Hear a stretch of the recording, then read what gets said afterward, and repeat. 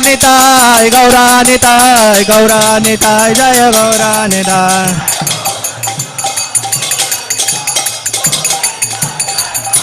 Prabhupada, Prabhupada, Prabhupada, Srila Prabhupada.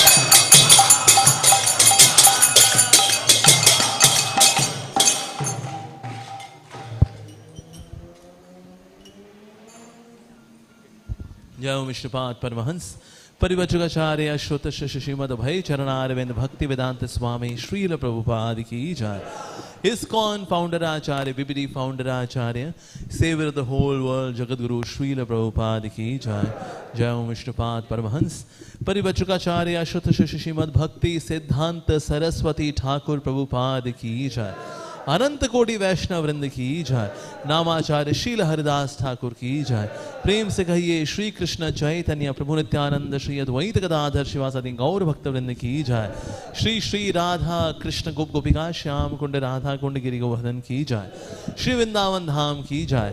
Mayapur धाम की जय. जगन्नाथपुरी धाम की जय. गंगा माय की जय. यमुना माय की जय. तुलसी महारानी की जय. वृंद देवी की जय. समेत भक्त वृंद की जय. हरिनाम संकीर्तन की जय.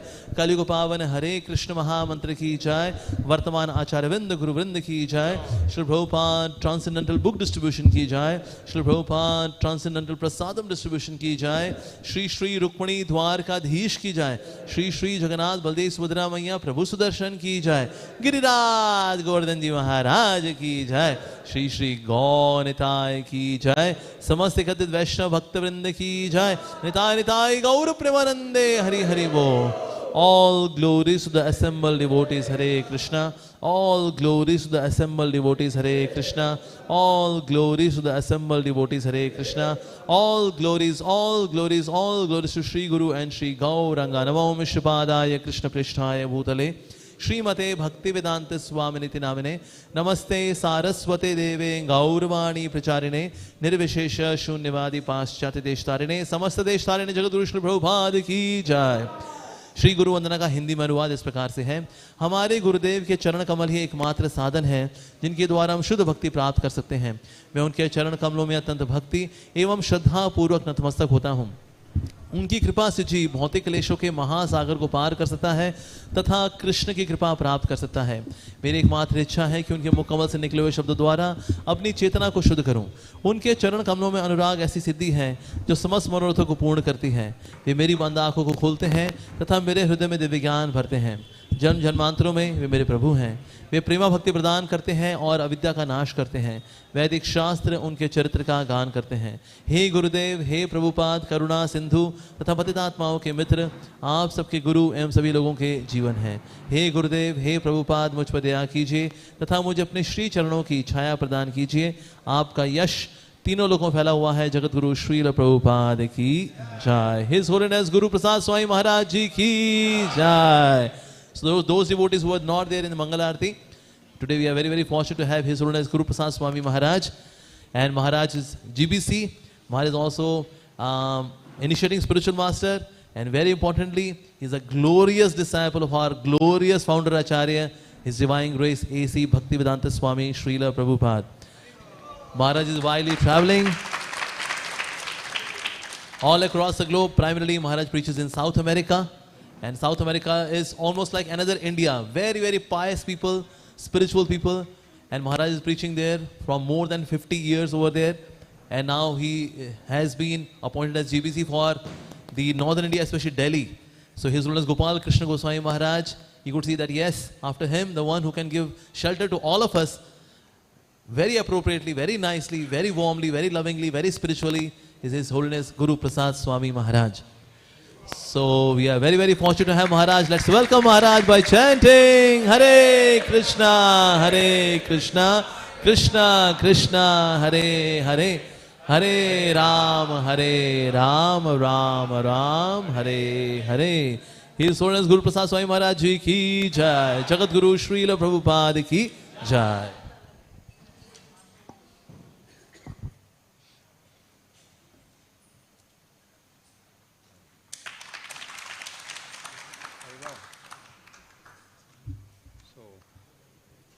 Actually on verse 34, but I'm going to read verse 56. No purport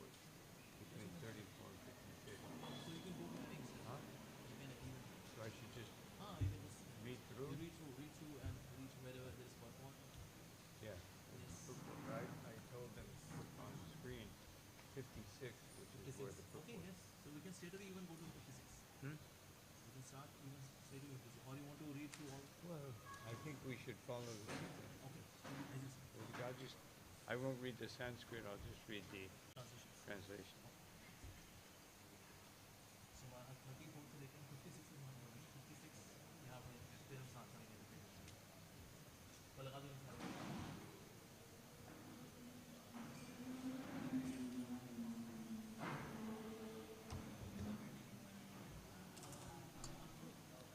Jaya Radha Madhava Kunja Bihari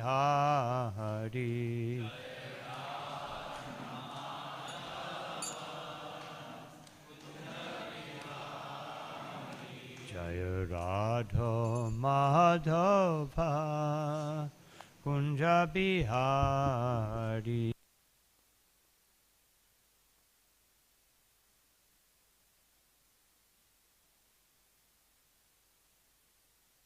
Jana Vallabha Girivaradhari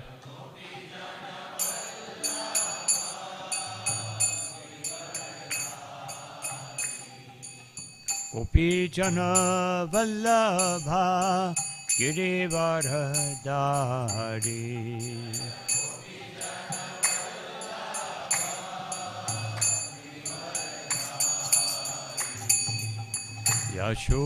Yashodanandana Braja Janaranjana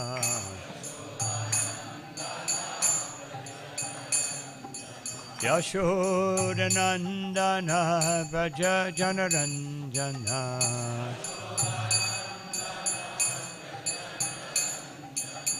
Yamuna Tira Vanachari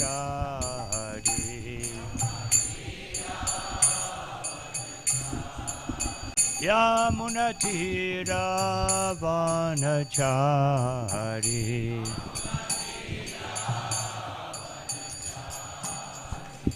Jaya Radha Madhava Kunja Bihari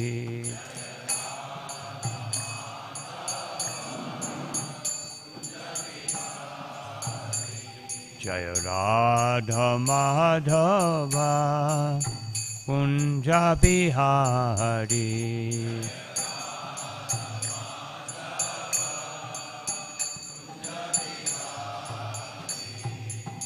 Gopi Jana Vallabha Girivaradhari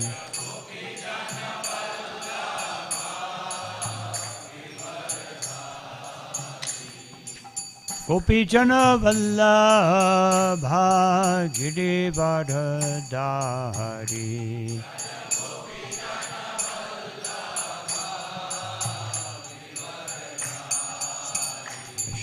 Shodanandana Braja Janaranjana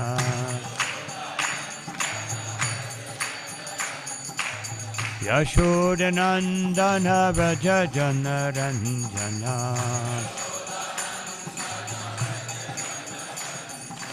Yamuna Tira Vanachari Yamuna Tira Vanachari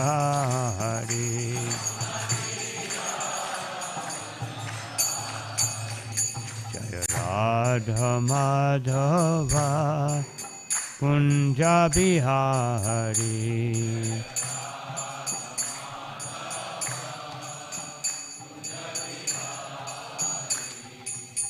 Shri Krishna Chaitanya Prabhu Nityananda Shri Advaita Gadadhar Shivasari Go Bhakta Vrinda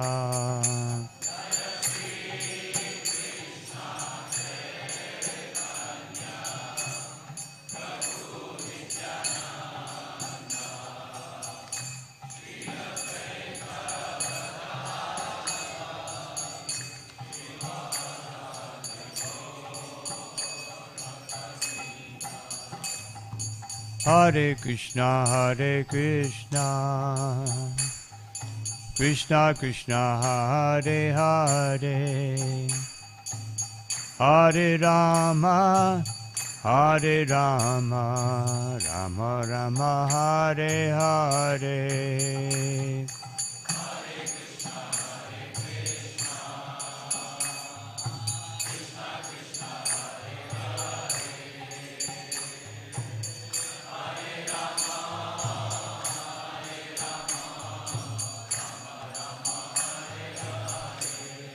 Hare Krishna, Hare Krishna, Krishna Krishna, Hare Hare, Hare Rama, Hare Rama, Rama Rama, Hare Hare.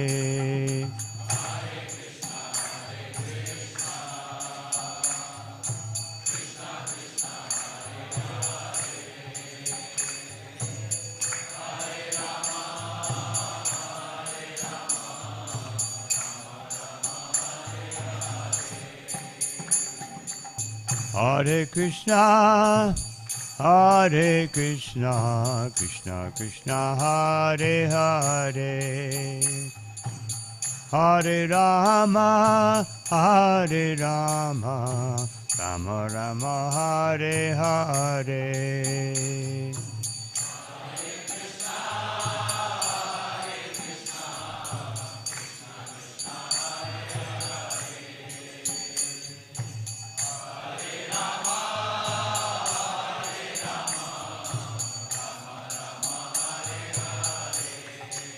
Hare Krishna, Hare Krishna, Krishna Krishna, Hare Hare, Hare Rama, Hare Rama, Rama Rama, Hare Hare.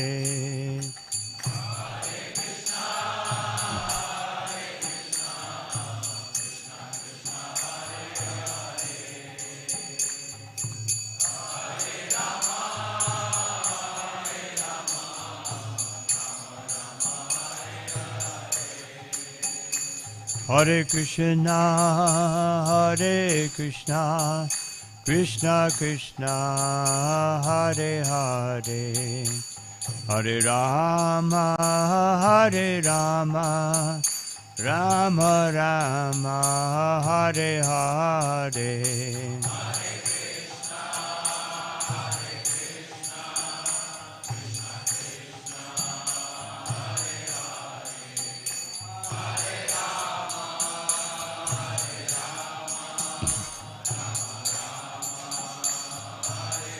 Anitya Gaura Hari Bo, Hari Bo, Hari Bo, Gaura Hari Bo.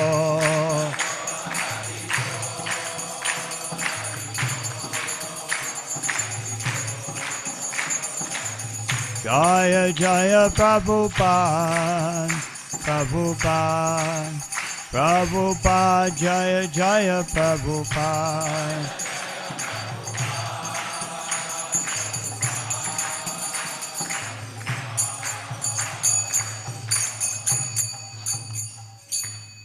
Jaya Vishnupada Paramahansa Pratibhasha Kacharya Ashto Tarastasi Srimad Sri Bhaktivedanta Swami Maharaj Srila Prabhupada Ki Ananta Koti Vaishnava Vrinda Ki Garantaraj Srimad Bhagavatam Ki Itai Gaur Pemanandi. Om Namo Bhagavate Vasudevaya.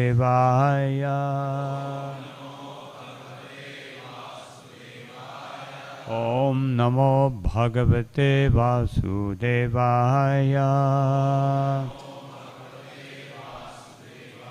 Om Namo Bhagavate Vasudevaya.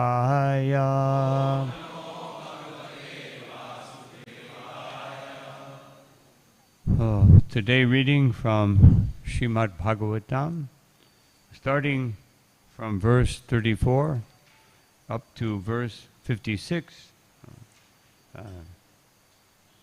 genealogical table.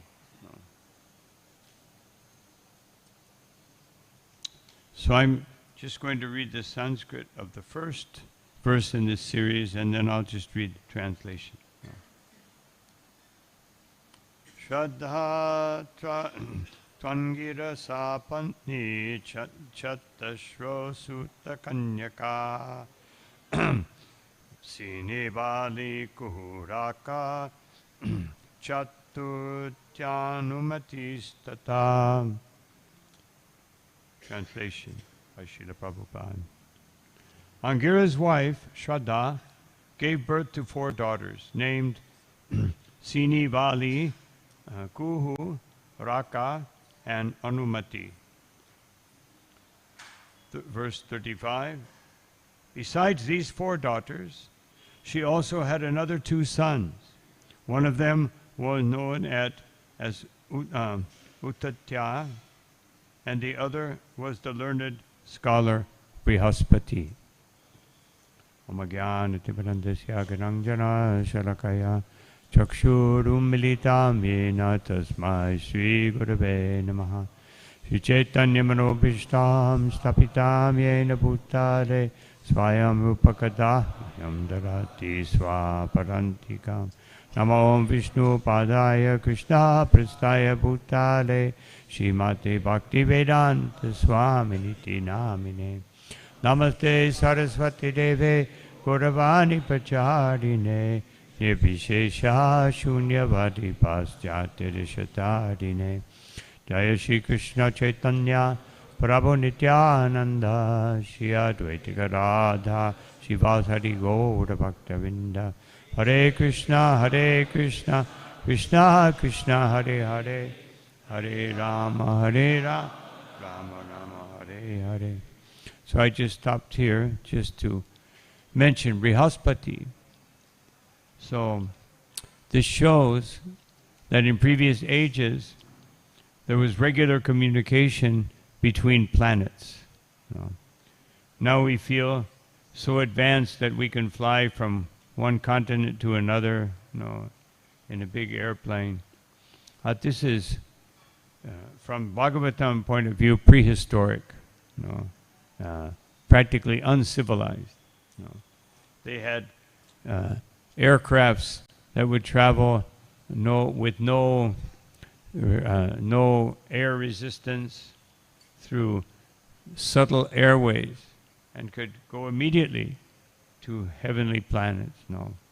No hyperspace, special imaginary, like in more modern movies, hyperspace, this and that. They were always in hyperspace. So Brihaspati, although he was born here, another thing we can understand, that it doesn't matter what your birth is.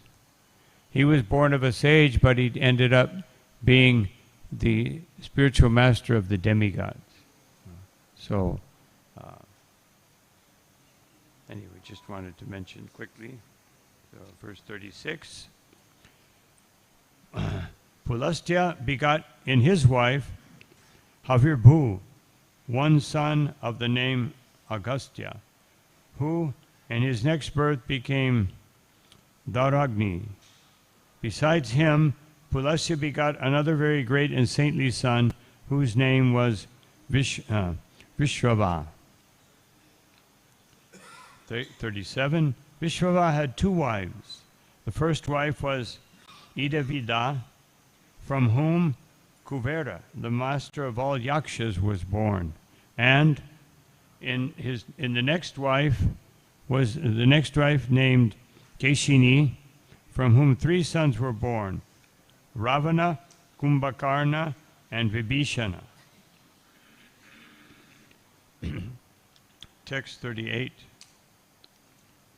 Gati, the wife of the sage Pulaha, gave birth to 3 sons named Karmashashta, Bariyan, and Sahishnu, all of whom were great sages. Purport. Gati, the wife of Pulaha, was the 5th daughter of Kardama Muni. She was very faithful to her husband, and all her sons were as good as he. we should also just reflect here. Kardama Muni had many daughters, but as soon as he had a son, it would seem like he was very attached, having so many daughters. But that was simply to satisfy his wife. As soon as he had a son, he left home immediately. And his wife was very concerned because she was not very attractive, having done many austerities just to follow her husband.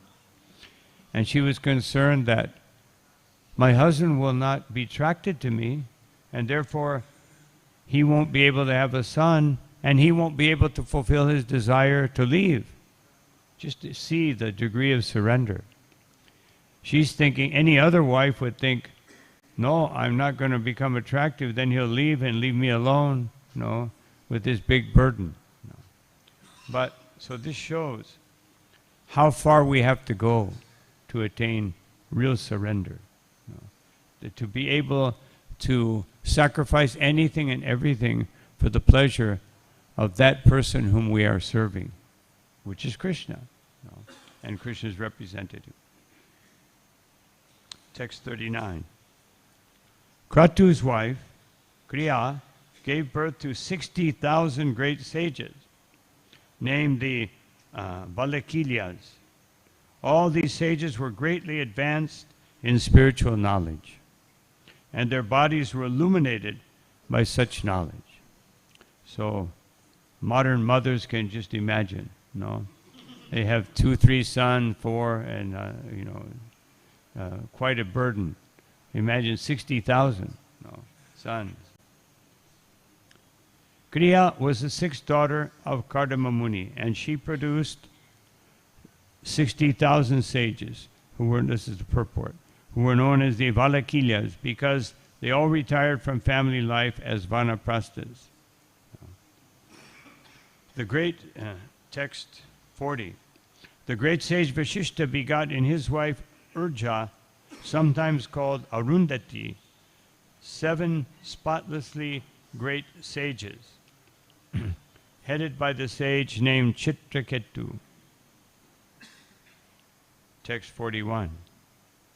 The names of these 7 sages are as follows: Chitraketu, Surochi, Bidaja, Mitra, Ulbana, Vasubhridyana, and Duman. Some other very competent sons were born from Vashishta's other wife. Purport. Urja, who is sometimes known as Arundhati, and was the wife of Vashishta, was the 9th daughter of Kardama Muni. Text 42.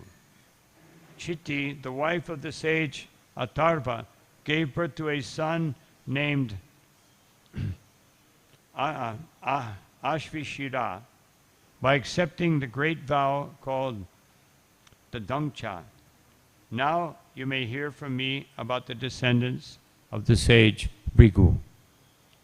The wife of Atharva, known as Chitti, is also known as Shanti. She was the 8th daughter of Kardama Muni. Text 47. My dear Vidura, the population of the universe was thus increased by the descendants of these sages and the daughters of Kardama. Anyone who hears the descriptions of this dynasty with faith will be relieved from sinful reactions. Another of Manu's daughters, known as Prasuti, married the son of Brahma named Daksha. So also, because sometimes we wonder, why do we have to hear this? The person born from that person, born from that person, born from that person. No. And here is the reason. It relieves us from sinful activities. By hearing about these great persons. Who are we hearing about? Chitraketu, Ravana, great, all, practically speaking, in what we just heard is all the some of the greatest personalities in the whole universe. So to understand their greatness, we can see who they descended from. Just like nowadays you may read in the news or something, such and such person who is the son or daughter of so-and-so. No. And automatically, because their father is very famous, the person becomes famous. Just like one of the wealthiest men in India, his daughter got married, and it was big news. No? If it would have been there, how many other daughters got married and no news? No. But because it was a famous person, then so this shows us how the lineage of great personalities is happening. Of course, this is also important because in previous ages, if you were born, generally speaking, if you were born from great parentage, you would also be a very qualified person. We can understand this even in horses, cows, dogs.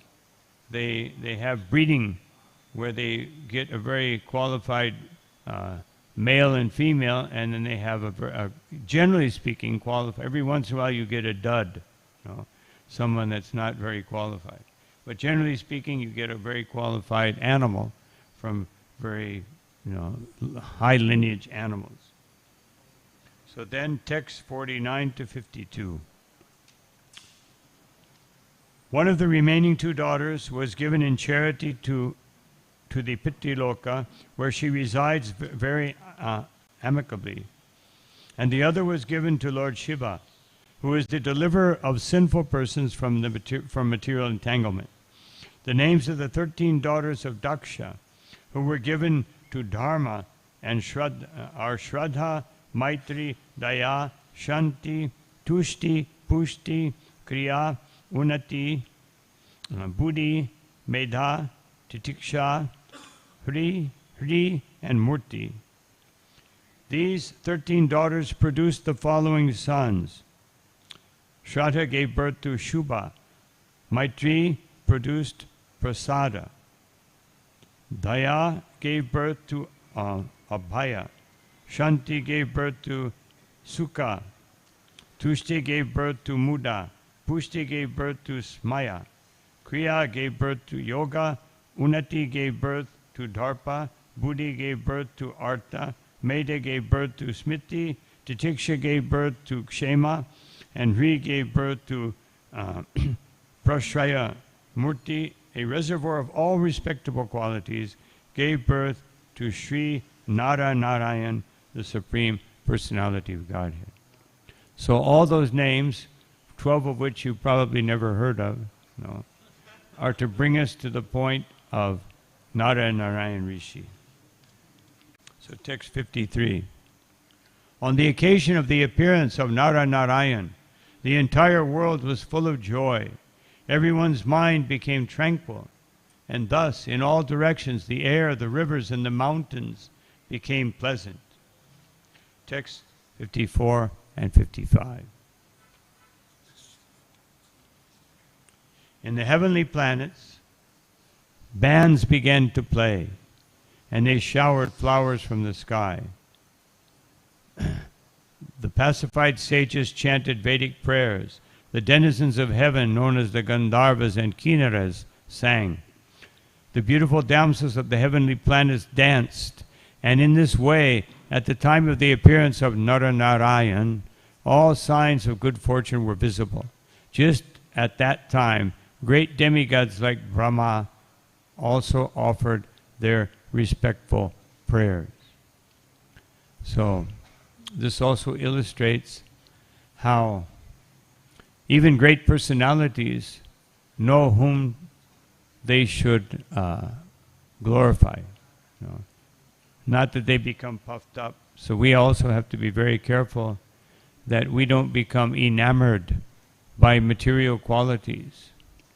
Therefore, the Bhagavatam in the first canto says that even if someone is imperfect in devotional service, they're much greater than anyone who has all great qualities. And of course, Lord Rishabdev said something similar.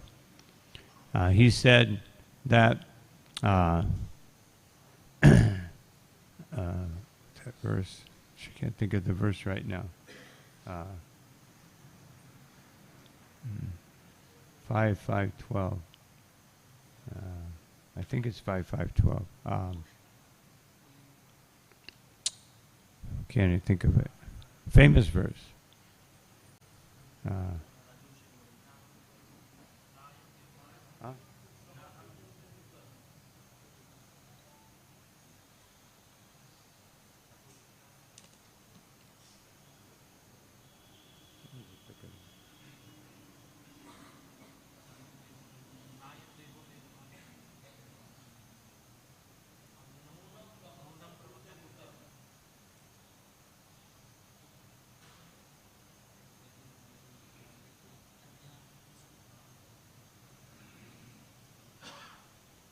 No, it's not 5:5:12.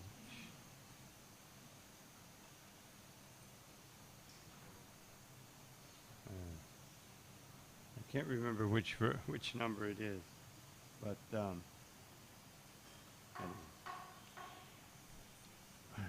Sarvaya Gunai Tatra Samasate Sura. What is the first line? I can't remember. Yeah. And so, if someone performs devotional service, then they acquire the qualities of the demigods. But what's the third line? Harava bhaktasya kuto mahad guna. But even if someone has great material qualities, if they have no bhakti, then those qualities are useless. Just like sometimes we know the 26 qualities of a Vaishnava, but 25 of them anyone could have. People are poetic, people are friendly, but if there is surrender to Krishna, all of those qualities become completely transcendental. And they're found in a great Vaishnava. All of them. Just like Srila Prabhupada. He was poetic, he was friendly. Who could be more friendly than one who sacrifices everything to come and give mercy to the fallen conditioned soul? He could cook 12 preparations in 45 minutes and still clean the pots and the table. Not like some people, they cook and then you go in there, it looks like a big storm passed through. But he let everything very wonderful. So this is Srila Prabhupada. But the main quality, the Swarup Lakshana, is surrender to Krishna. So if someone is surrendered to Krishna, Srila Prabhupada always gave his famous example that if someone, you may have so many zeros and they have no value. But if you put one before many zeros, just like all of our material qualifications ultimately are zero. But if you put one, if you put surrender to Krishna, then as many zeros you have, it becomes more valuable. So this is how we should understand. So now we will repeat this verse, verse number 56. Deva uchu yo mayaya virachitam nijayat manidam ke rupa bedam ivatat paticha kshanaya etena dharma sadhane rishi murti nadya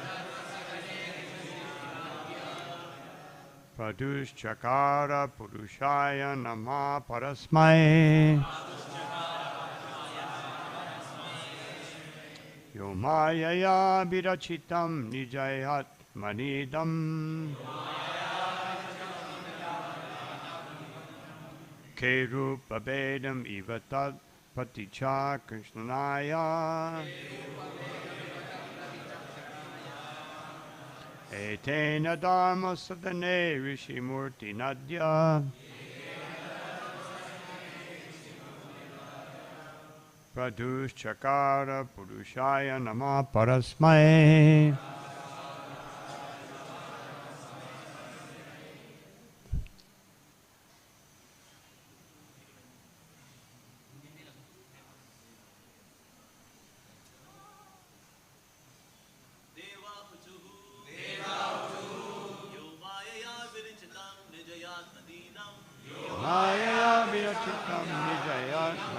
idam te rupa vedamiva tat pratikshakshaya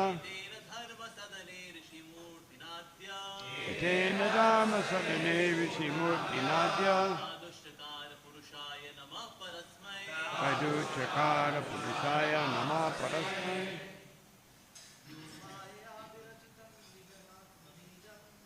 Maya Virachitam Hidayat Manidam Rupam Vedam Ivatat Pachachakanaya Enatama Sadhane Vishimurti Nadya Vaduchakara Nama Parasmai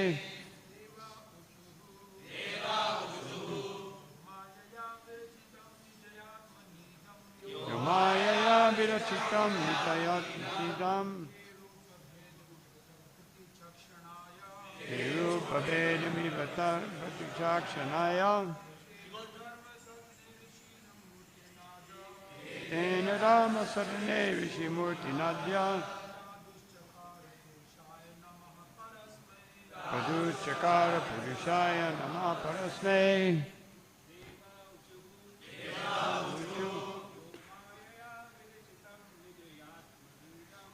Maya Virachitam Nitayam Rupa Vedami Vatar Vatichakshanaya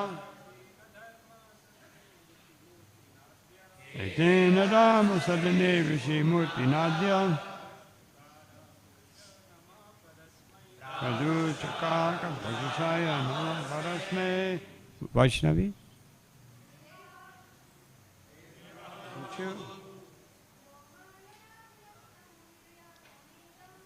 Maya Virachitam Nitayam Nityam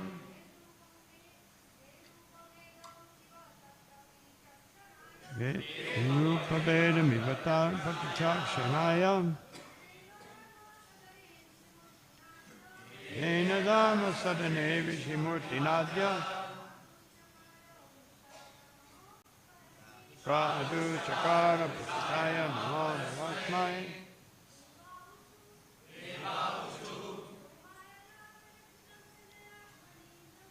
Maya Virachitam Nitayam Manidam Te Rupa Vedami Vatat Pachachaksharaya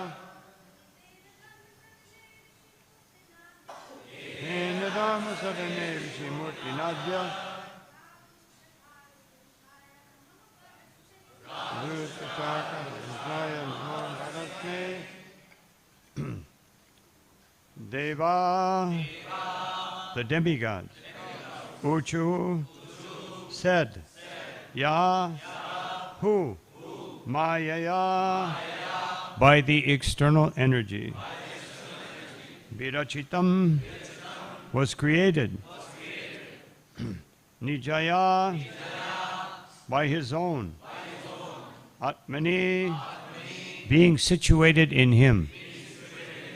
Idam, this, Ke, in the sky, Rupa Vedam, bunches of clouds, Iba, as if, Tat, of himself, Pratitakshanaya, for manifesting, Itena, with this, Dharma Sadhane, in the house of Dharma, Rishimurtina, with the form of a sage, Adya, today, Paduchakara, appeared, Purushaya, unto the personality of Godhead, Nama, respectful obeisances, Parasmai, the Supreme. Translation and purport by His Divine Grace Srila Prabhupada. The demigods said, let us offer our respectful obeisances unto the transcendental personality of Godhead, who created as his external energy this cosmic manifestation. which is situated in him, as the air and clouds are situated in space, and who has now appeared in the form of Narayan, Rishi, in the house of Dharma. Purport. The universal form of the Lord is the cosmic manifestation, which is an exhibition of the external energy of the Supreme Personality of Godhead. In space, there are innumerable varieties of planets and also the air. And in the air, there are variously colored clouds. And sometimes we see airplanes running from one place to another. So, here we see, in this world, we're so enamored, so fascinated by external energy. Just like sometimes when you go on the internet, you get some advertisements. You know. So I saw one, travel to Thailand, and it had like all these beautiful rock formations, and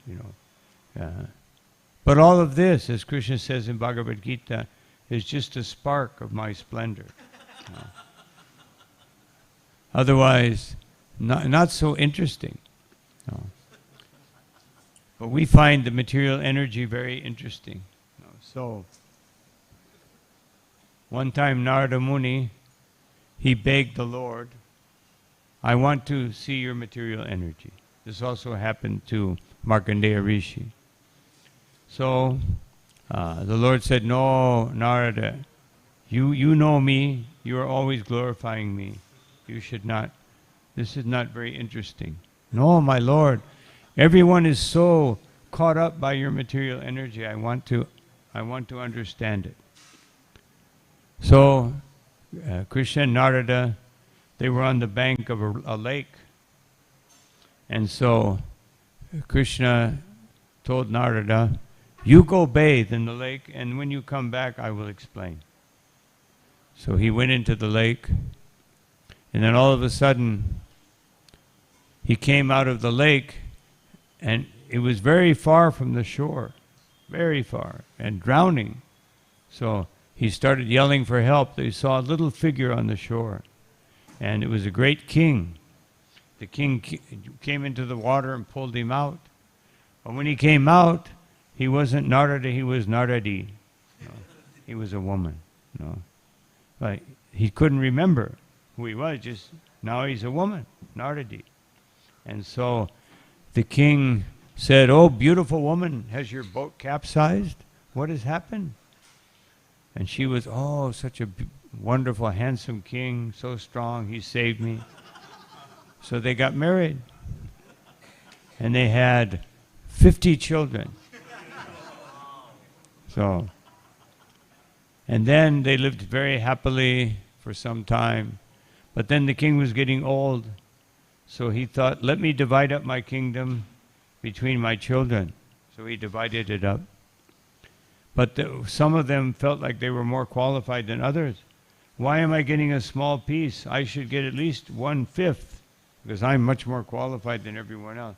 So they began to fight, and they killed one another. All of the sons died. And the queen, of course, Naradi, was totally distressed. She said, how can the Supreme Lord be so cruel that he has taken away all my sons? And then Krishna, in the form of a sage, came and preached to her that actually this is destiny and everyone, karma, explained the philosophy. And she became very peaceful.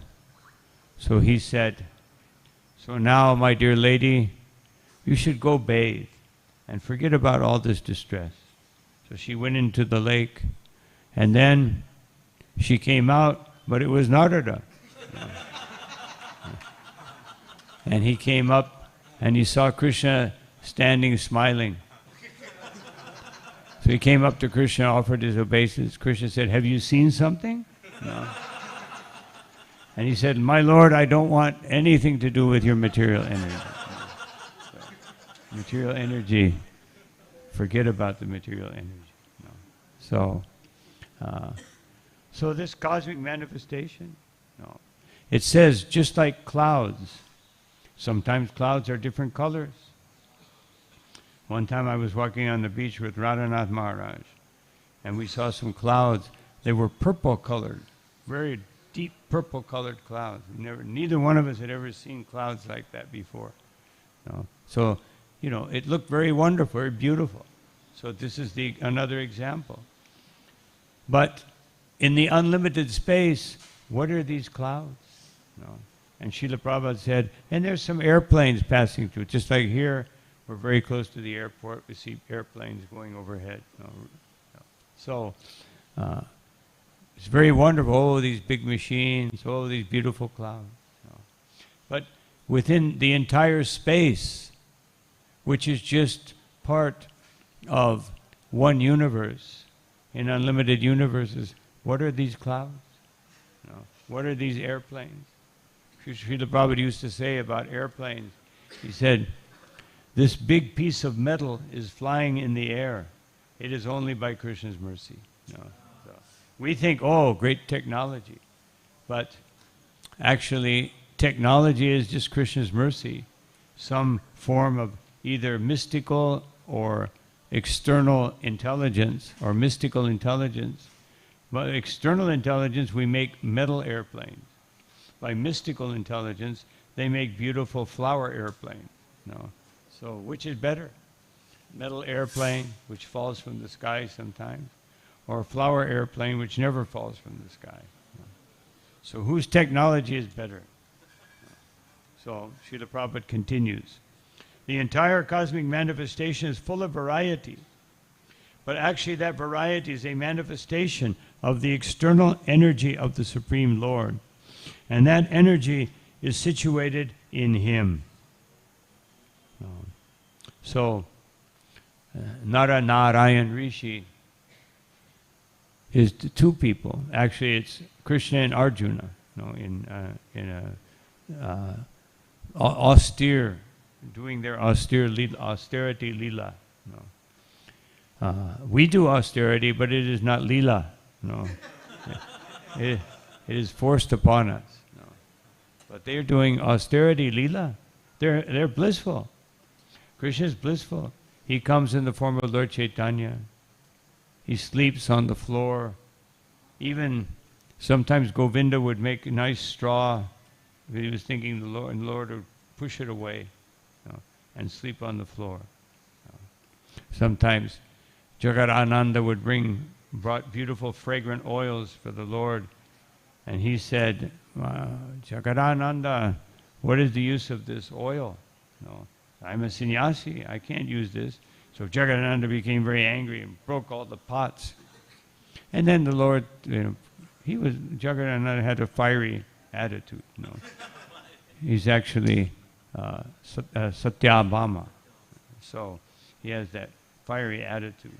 So Lord Chaitanya pacified him and accepted some other gifts from him. So Lord Chaitanya, the Lord, He enjoys this austerity. It's His lila. No. But we are not, it's not our lila. But if we accept austerity for the pleasure of Krishna, then it also becomes very pleasurable. Just like any mother goes through childbirth and raising small children, sometimes they urinate on her, sometimes they pass stool on her, and she's not objecting. No. She's not thinking, oh, this child urinating on me, I'm going to give him away to someone else. No. Not respectful. No. No. So austerity, when it's offered to Krishna, becomes very wonderful. No. Even just a mother's love, what to speak of loving Krishna. How everything in our life becomes very wonderful. If we can accept it, tattenu kampam susamikshamana. If we can simply accept it as the Lord's mercy. So, now the Lord Himself, after manifesting His energy appeared within the creation of his energy, which is simultaneously one with and different from him, and therefore the demigods offer their respects to the Supreme Personality of Godhead, who manifests himself in such varieties. So, the demigods are glorifying the Lord, but sometimes they cannot even understand the unlimited nature of the Lord. Just like when Lord Nrsimhadev appeared, and he was fighting with Hiranyakashipu, and the demigods were very worried. They expected him to kill him immediately. That's what they wanted. But he wanted Leela. He created this whole pastime so he could fight. So he's not going to surrender to the whims of the demigod. And they became very nervous. They were thinking, has Vishnu lost his Shakti? No. What will happen? If he doesn't kill Hiranyakashipu, then we will be in trouble. So they were thinking about themselves. Sometimes this happens to the demigod. Although they are devotees, but sakama devotees. So sometimes this sakama, having material desire, it interferes with our bhakti. So therefore we have to learn from the demigods, that even though they are greater personalities than us, we also learn how to not imitate them, or not think because they are greater that everything they do is perfect. So sometimes we may see also in some leader some imperfection. So we respect that leader because this is etiquette and this is proper, and they are actually devotees. But we may not see, if someone is still conditioned, some things they do will not be perfect. But that doesn't mean we become envious and take advantage of that situation and criticize them or disobey, unless, of course, they're deviating from the principles of bhakti. But simply that someone falls victim to their conditioned nature sometimes. And of course, conditioned nature, we have two types of nature. One is conditioning in this lifetime, and another one is the nature we have as Kshatriya or Brahmana. We may have certain qualities, and other people will have other qualities. We should not be puffed up and think everyone should be like me. Atmavan manyato jagat. The whole world would be perfect if it fit into my conception of how the world should be. So this is what most people do, and this is why we suffer so much. We want everything to be like I want it to be. And when it's not like that, then we make so much effort, make more money, get more position so that I can make everything as I want it to be, instead of accepting Krishna's mercy. There are some philosophers called non-dualists who, because of their impersonal conception, think that varieties are false.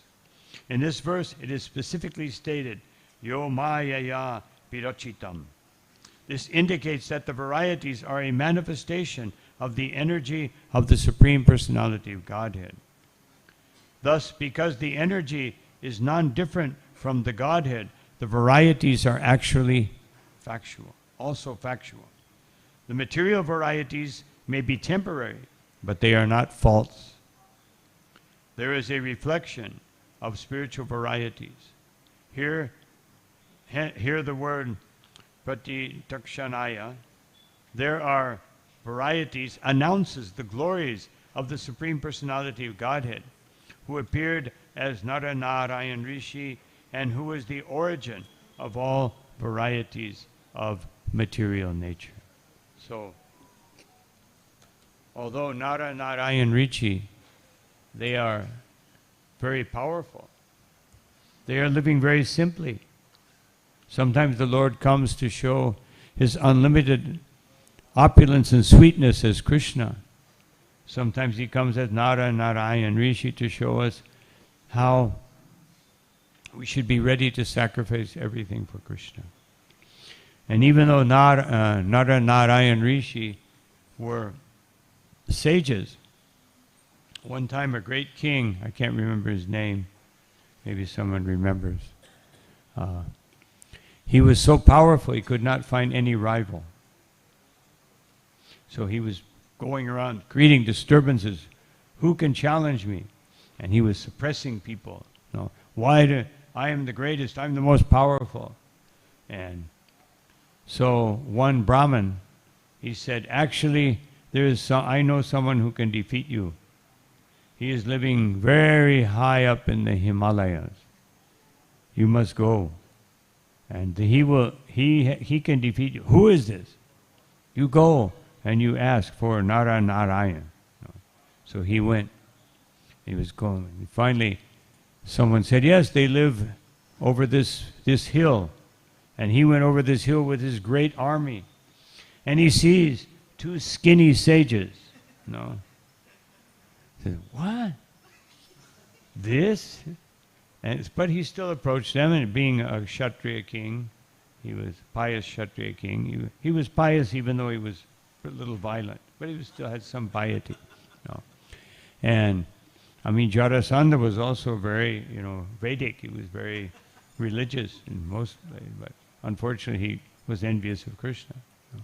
So he bowed down.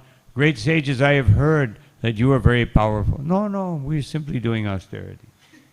No, but I have heard that you can actually have the power to defeat me. I want to meet you in battle. Oh, no, we don't do battle. If you want battle, there are so many Kshatriyas in the world, you go fight with them. No, I've already tried. None of them can defeat me. So you must defeat me. No. And so they said, all right, we will, since you keep insisting, we will do it. So Narayan picked up one blade of grass. And the king looked at it and said, what is that? I will defeat you with this. The king started laughing, and he smiled and let it go, and it began spinning around and went and cut off the noses, the ears, and the arms of all of his soldiers. And then it came back, and it was spinning around over the king's head. And he looked, and his whole army was bleeding, and then the king surrendered. And Narayan told him that you just be peaceful. That conquering means to conquer the senses and the mind. This is conquest. Don't try to be the master of others. Be the master of your mind and senses. And then he said, now you go peacefully and rule and give protection to the citizens. Do not give them problems and difficulty. So the king left, and then the whole army came back together. Otherwise, it was just an illusion. No, it was real because it was coming from the Lord, but he actually had performed an illusory thing because the Lord doesn't want to kill all these innocent soldiers. Why? Just because of an arrogant king. But nowadays we see this happening. Arrogant politicians and leaders, they become proud. In ancient history, just because of one woman in Egypt, millions of people died. Because of one woman, attachment to one woman between two kings. Millions of people died. So this is the danger of attachment. Attachment to battle, attachment to pride, attachment to material things. And then one is caught up unlimitedly in the samsara. So I just want to mention before I stop, there's many auspicious days today. So I want to mention them.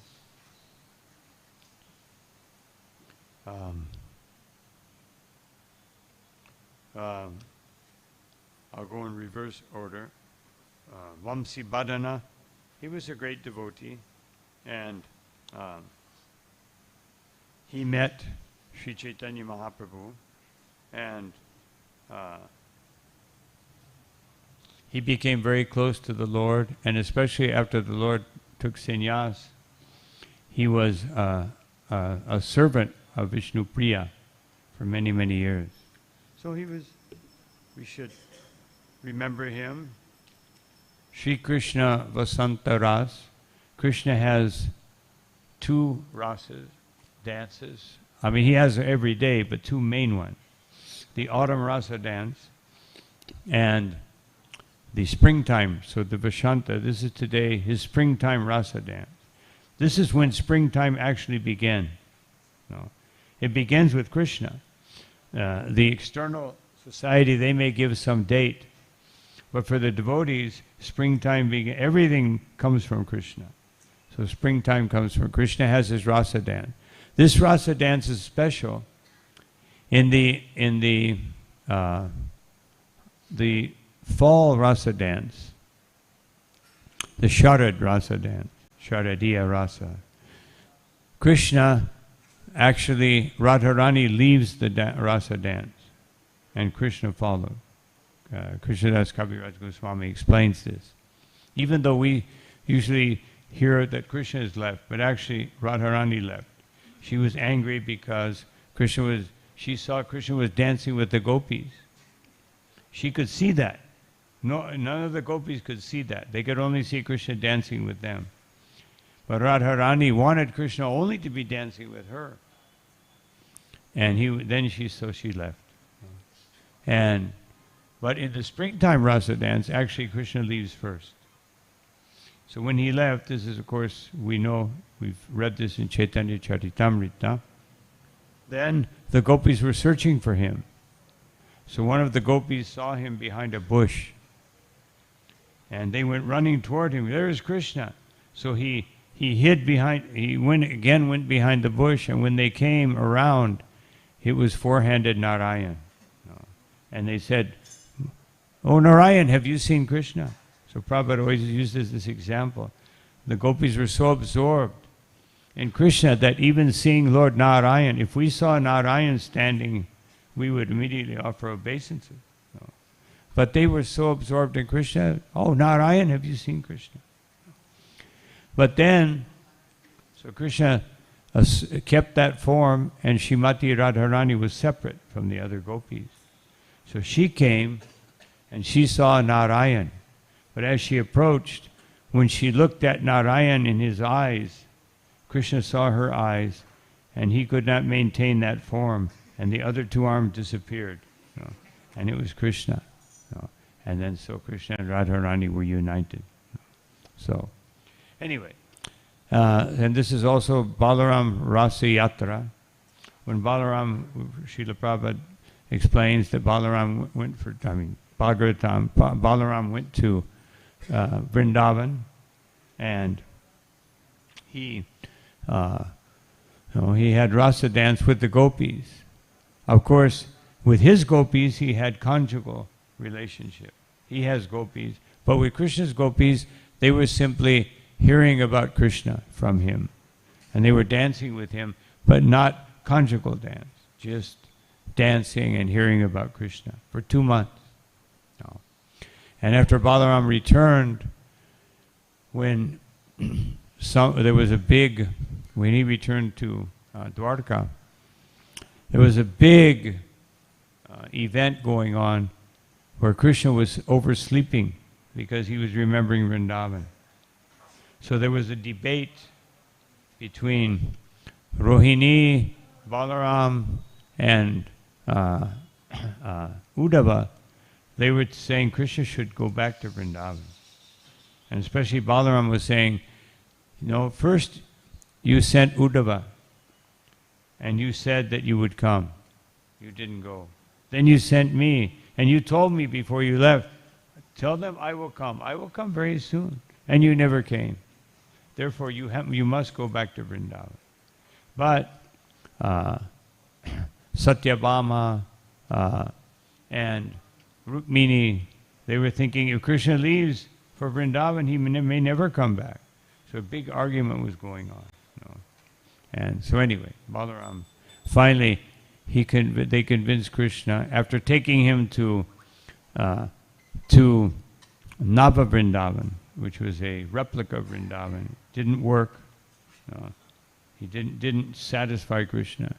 Finally, they made the arrangement that Krishna would go back to Vrindavan. So then another very famous appearance is Shyamananda.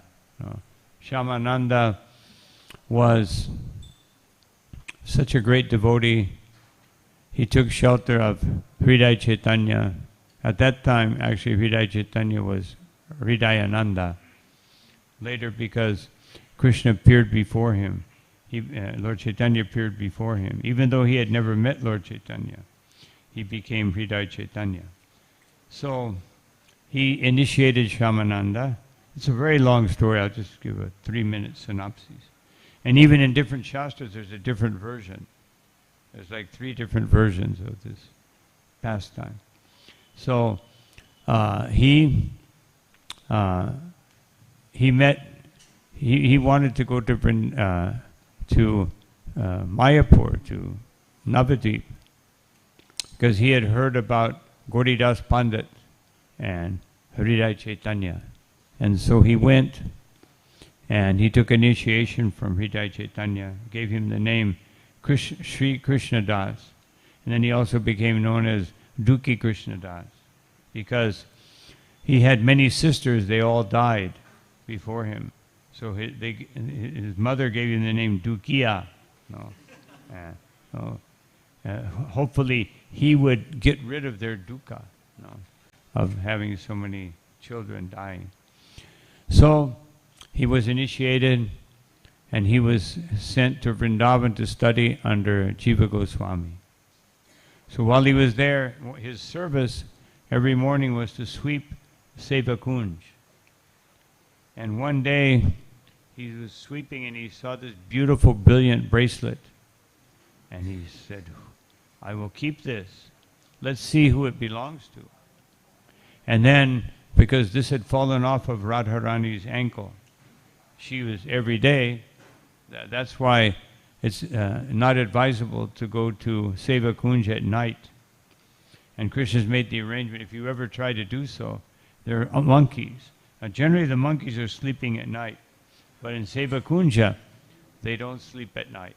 And if you go in there at nighttime, I can guarantee you, because I tried, when I was a young brahmachari, I thought, this is just some myth.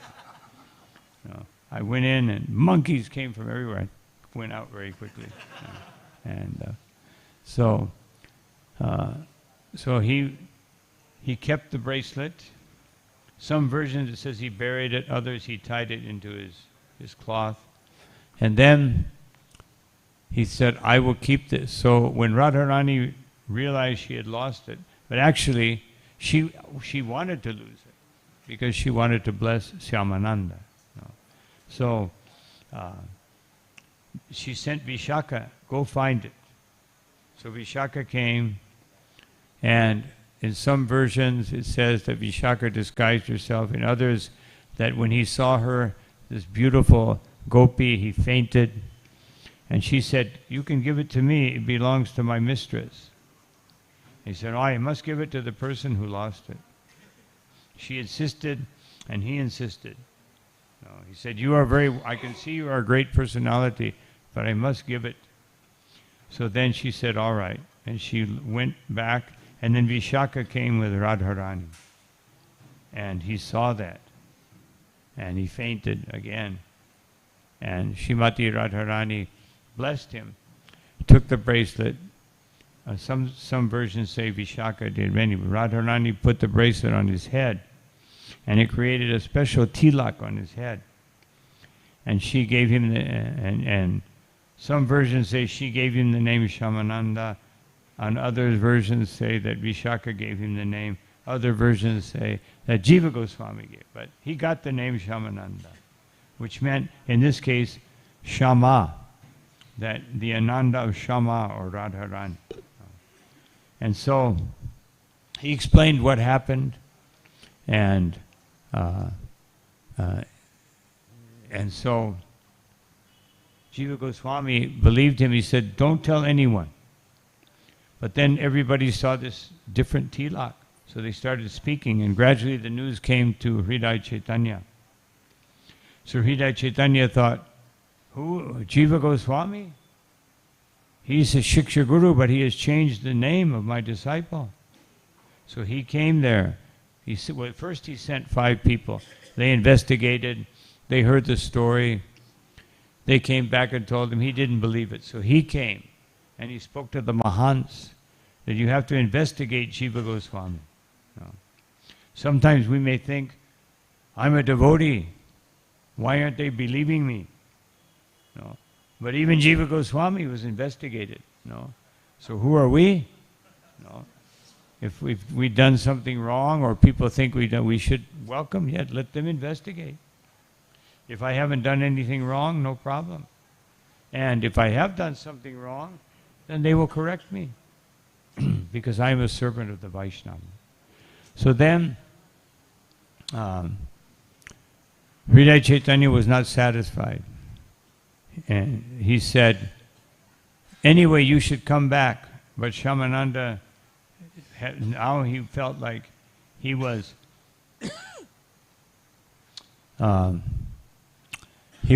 following now Madhurya Ras, but his guru is in Sakya Ras. So his guru became very angry and beat him. And then Lord Chaitanya appeared in a dream, and Lord Chaitanya showed Hridaya Chaitanya that he had marks on his back where he was beaten. He said, I have taken the beating that you have given. And so immediately Hridaya Chaitanya went and he told Shyamananda, whatever you want. But just to prove it, he was taken by the gopis to actually meet Srimati Radharani and beg her. But they had to bathe her in Radhakund. Bathe him in Radhakund, he became a gopi. And he was taken by Rupa Manjari to Radharani. He got her mercy. And then that was all revealed to Jiva Goswami and to Hridaya Chaitanya.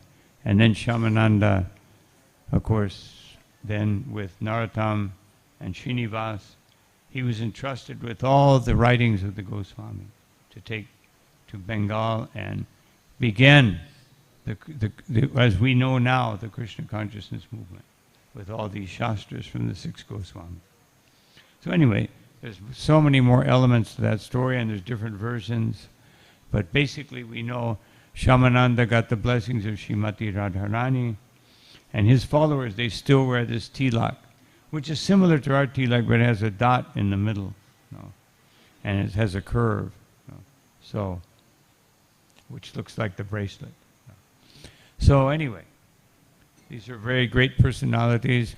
We should remember them and beg their mercy that we can also become servants of Srimati Radharani, that we can also relish the rasa dance of Krishna by serving that rasa dance, not by artificially thinking that we understand it, but becoming servants of that rasa dance and servants of Shri Radha and Krishna and servants of Balaram and servants of Vamsi Vadana also, servants of all these great devotees.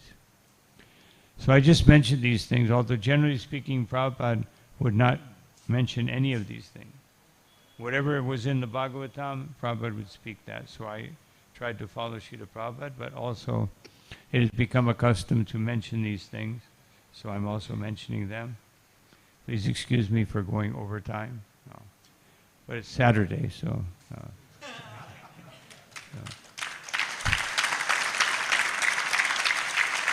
Well, thank you all very much for your kind attention. I think, is there time for a question or two? Yes, we have 45 minutes for questions. Oh, Hare Krishna. So, if anyone has a question.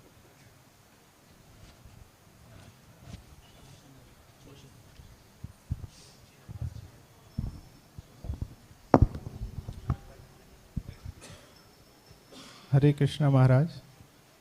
Pranam. In your lecture you have talked many times about the puffed up spirit, the ego part. So I have a little different question from the lecture you have provided. Like we are graduated, then we earn degree. Similarly, that is a static degree. Like we have earned now, it cannot be downsized. So in Prabhupada ji, in his Los Angeles lecture dated 17 January 1970 from Srimad Bhagavatam 6.121, he said, don't be confident that because I have undergone some ceremonies, therefore I am now situated on the secure platform. No, so long we are within this material world, the platform is very tottering, just like on the ocean. It is tilting, a little inattention may capsize the boat. Like he quoted the Kathopanishad 1.3.14, Shurasya dhara nishita duratteya durgam pathastat kavyo vadanti. So, like nowadays, my Shiksha Guru, His Grace Prashant Kund Prabhuji has also pointed in his lecture, like, if you get Diksha, don't be relaxed. So people became relaxed, and now I have got the Diksha, now nothing will happen. So here in this lecture, Prabhupada ji has little cautioned us that we should be attentive. So kindly elaborate on this further. Thank you. To be attentive? Like a lackluster approach after taking Diksha, that is what I want to. I didn't get that last part. The lackluster approach of those like the devotees who are Dikshit or who are going to take Diksha, they should not be relaxed. They should refer to this text again and again. I want your further explanation on this.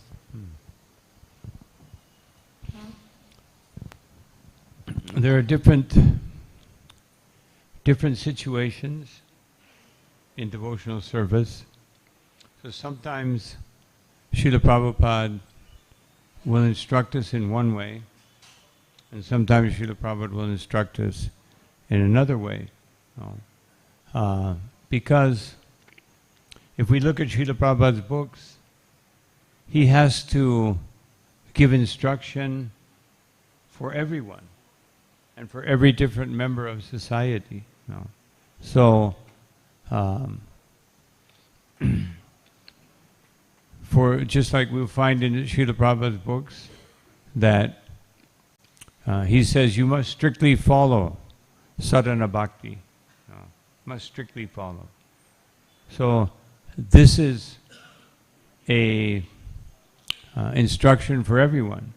But then in another place, Srila Prabhupada says, if someone comes to Krishna consciousness, don't worry about the rules and regulations.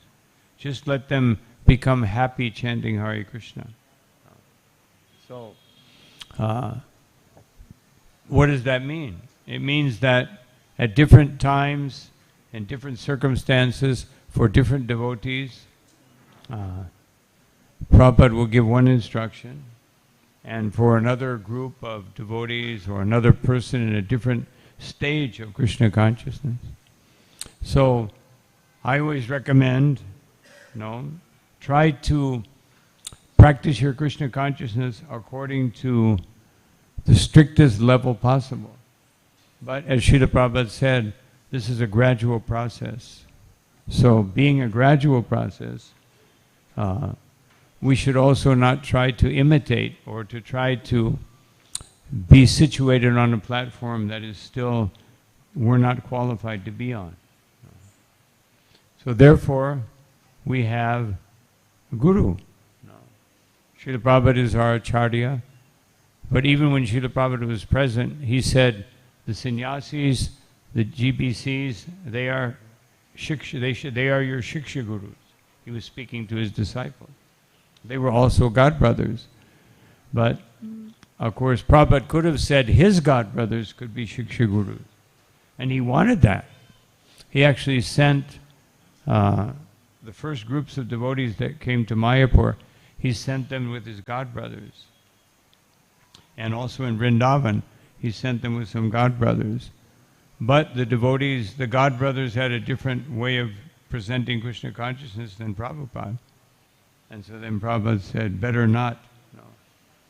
So the point is that we can understand how to serve Krishna best by Guyam Akati Prichati, as Rupa Goswami recommends for us. That we reveal our mind to competent devotees, and they help us to design our Krishna consciousness according to my level of advancement. So, different. I can find in Srila Prabhupada's instructions practically justification for anything, or I can find an instruction to be so strict that none of us could even follow. So this is the Acharya, who is expert. And therefore, Rupa Goswami says, Adau Shraddha, no, Sadhu Sangha. Sadhu Sangha. We have to, but through the association of devotees, we can understand how to apply the instructions of the spiritual master, of the Acharya.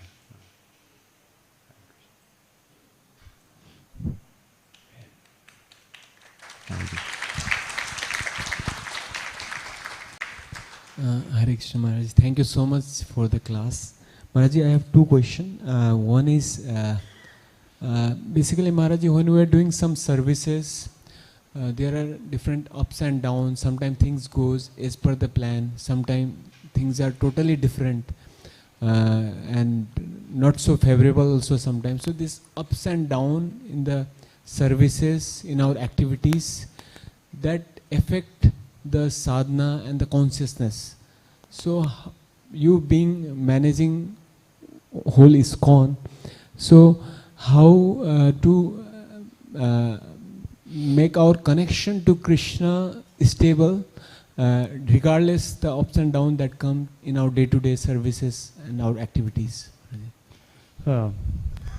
Ups and downs, for when we're actually very determined in Krishna consciousness, there are no ups and downs.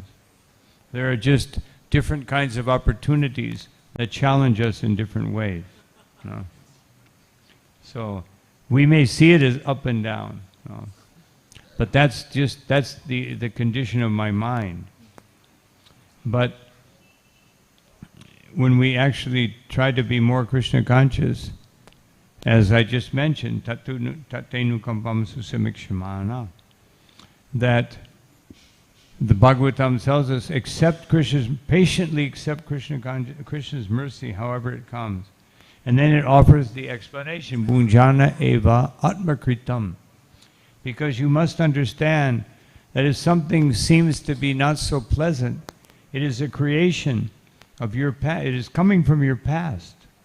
And it has been repackaged by Krishna, that it will teach you a lesson, but it is not impossible to overcome.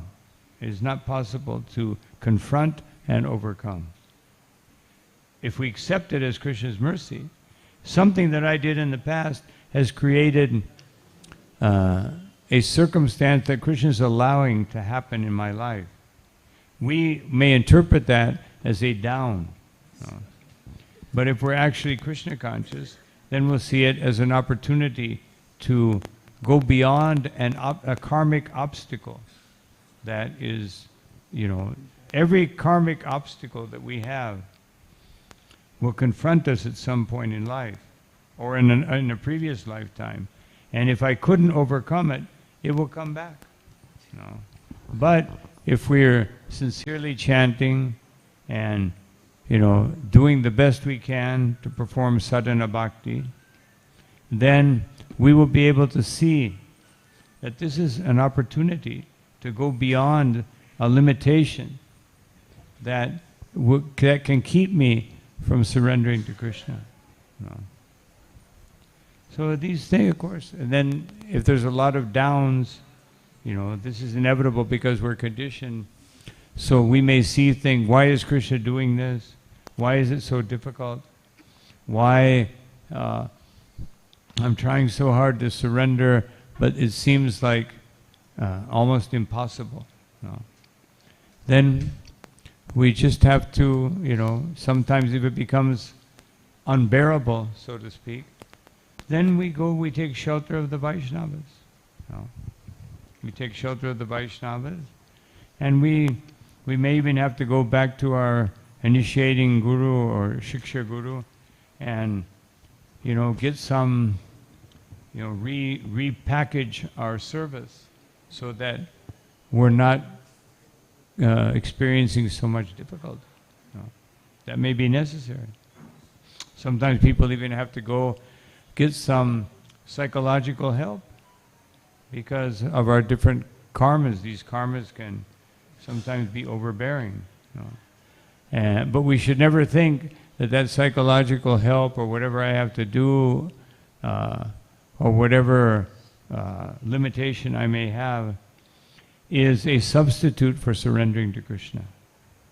It just may be a step, an intermediate step that I need. Just like many devotees have written, you know, some intermediate books or bridge books. No. So we're bridge basis, so no. We have a bridge book, no, that helps us, you know, to understand Krishna consciousness in a better way. Just like Srila Prabhupada, in some places in his books, he says everyone must take sannyas, meaning every man must take sannyas. And then in the pastime of Karma Brahman, he said it is not necessary to take sannyas. No. So one place he says you must do it, another place he said it's not necessary. For different classes of people, just like we just mentioned, at different points in their existence. Or someone may not take it, you know, Advaita Acharya never took sannyas. Srivas Thakur never took sannyas. No. Nityananda Prabhu never took sannyas. No. Sometimes it's mentioned that he was Goswami, but he never took sannyas. Sometimes it says in Chaitanya Bhagavat that he had a sannyas staff, but it wasn't a sannyas staff. It's just being translated like that. It was a brahmachari staff. No. And so the point is that even great acharyas, no, Bhaktivinoda Thakur never took sannyas. Bhaktisiddhanta Saraswati Thakur said, if you don't chant 64 rounds, you're fallen. So both things are there. The ideal goal is there. The Acharya gives the ideal, and then he gives the practical steps to come to that ideal. So we should never lose vision of the ideal. But we should understand that being a gradual process, no, there will be ups and downs because of the condition of my mind. Not because the ups and downs are really ups and downs. They're all Krishna's mercy. No. Because Krishna says, Mama Vartmanu Vartante. Everyone follows my path. Everyone. Even the most sinful person is following Krishna's Maya, Mahamaya. And he's following perfectly. It's all perfectly designed for every living entity. No. And so, even when there's, just like there's one chapter, Prabhupada gave the name, the Pandavas retire untimely. But there's nothing untimely. But it appears to be untimely. No. It's just like we just spoke that, you know, Radharani apparently loses her ankle bracelet. But there's a purpose. Krishna apparently does something, but there's a purpose. No. So the more we become Krishna conscious, the more we will see the perfection.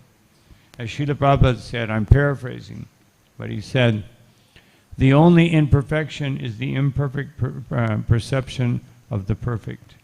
No. The imperfect conception of the perfect. That's the only imperfection. Otherwise, everything is perfect in this world, but the imperfection is our identifying that perfect arrangement, which is happening through Maya, as something independent of Krishna. Thank you so Hare much, Krishna. Maharaj. Thank you so much. Any other question? Maharaj, one more question I was Okay. having. Maharaj, in the morning you told while speaking about Harinam, glories of the holy name, how when we are chanting, means Hare Krishna Mahamantra, means Krishna is there, Srimati Radharani is there, Vrindavan Dham is there. You Yeah. quoted from Srila Prabhupada. So can you please elaborate a little bit? on Elaborate means that when we're sitting chanting japa or whatever, sitting or walking, we should feel like I'm in Vrindavan and here is Krishna and Radha. And I have this opportunity to associate intimately with Krishna. Therefore, let me be fully attentive. Don't let me put my mouth on automatic pilot. No. And it's chanting, but my mind is somewhere else. No. Therefore, when one devotee said, Srila Prabhupada, how do I control the mind when I'm chanting? Prabhupada said, there is no question of mind. Otherwise, you shouldn't be thinking of anything. And then, by your chanting and not thinking of anything except the name, then the name will manifest, the rupa will manifest, the guna will manifest, and the lila will manifest in your mind by the mercy of Krishna. And by hearing, of course. It won't manifest if you've never heard it, unless you're some very special personality that just came from Goloka Vrindavan. But they will manifest. Otherwise, you'll remember Krishna's leelas, you'll remember his qualities when you're chanting. But you shouldn't try to do that. It will happen. But if somehow or another the urge to remember happens while you're chanting, then it will happen. But it should not interfere with your chanting and with your attention. We should always be attentive in hearing. Just like sometimes I chant the Panchatattva mantra like Srila Prabhupada chanted, but no one follows it. Everyone chants like the Gaudiya Mathur chant, which is correct. It's grammatically correct. But Prabhupada didn't chant that way. He said, Shri Advaita Gadadhar, Shrivas Adi Gaur. He separates Shrivas and Adi because he wants to pronounce the 5 names of the Panchatattva, to emphasize the Panchatattva. Shrivas Adi, that's grammatically correct. But Prabhupada never chanted like that. He always separated Shrivas and Adi. Because he wanted to Shrivas. He wanted to say Shrivas. But the point is, or just like devotees chant the Shringa prayers here, I don't know why, but they say, Bahir Nisingha, Hridaye Nisingha. It's Bahir Nisingho, Hridaye Nisingho. But they just, we have a tendency just to go on to automatic pilot. And we just follow whatever we have heard, we don't hear. I know one devotee was chanting Mahamantra, Jitamrita, and so he chants many times, Hare Krishna, Krishna Krishna, Hare Hare, Hare Rama. But nobody does that. They chant Hare Krishna, Krishna Krishna, Hare Hare, Hare Rama. Even though he says it like 10 times, they never follow. So we should be very attentive. We have to hear how the person is chanting and we follow. And that is Shravanam Kirtana. So if we can't do that in Kirtan, how will we do it in Japa? Kirtan's very easy. Japa is a little more difficult, requires more concentration. But if there's no concentration in Kirtan, how will there be concentration in Japa? We have to concentrate, follow the person who is chanting. And then we will have the ability to follow the Mahamantra and let the Mahamantra take us into Vrindavan. Hare Krishna. Thank you so much, Maharaj. Thank you so much.